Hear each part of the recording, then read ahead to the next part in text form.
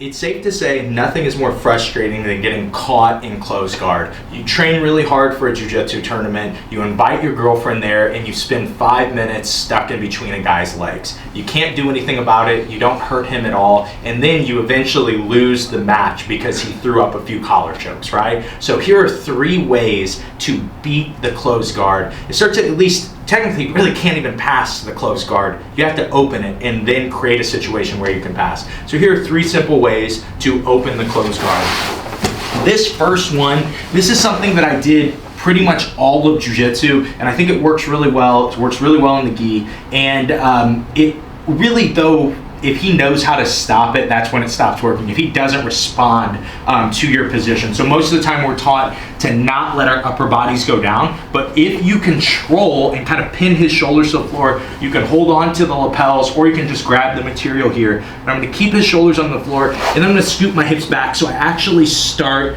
to drop my chest down. And what people will generally do is they'll go to a high guard.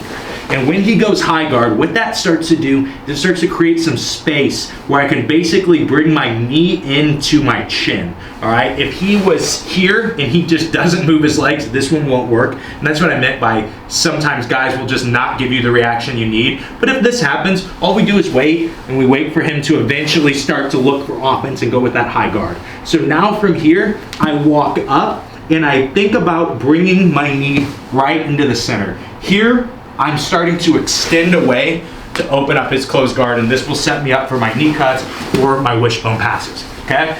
The second way, and I really like this because it kind of ignores what people tell you about closed guard. We always talk about that you have to posture, you have to posture.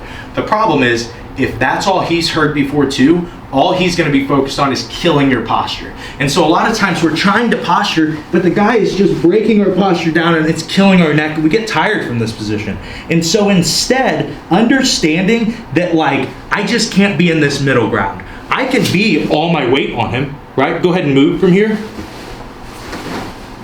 With my arms on the inside, it's very hard for him to do anything here. And it sets me up to start to pop up, right? So when I'm fighting this and he's trying to inside fight and pummel under, sometimes we just keep our weight on him, and when he starts to push me away, that's when I can start to pop up. Notice my toes are on the floor because I'm gonna need to get as tall as possible for this one, and when I start to pop up, I extend and both hands are going to push on one side and break the legs open. And I know that that one seems like, wait, there's no way that that's how you can open close guard. You can mess with this one at the gym tonight. This works really, really well. So again, as we're kind of fighting and he's breaking my posture, I just kind of keep weight on him. And as soon as he starts to give me space to get tall, I'm tall and I can open his legs there, okay? Now the third one, this one I think is the most unique, and I don't think that people, you almost need to feel this. Again, this is something you have to experiment with in the gym.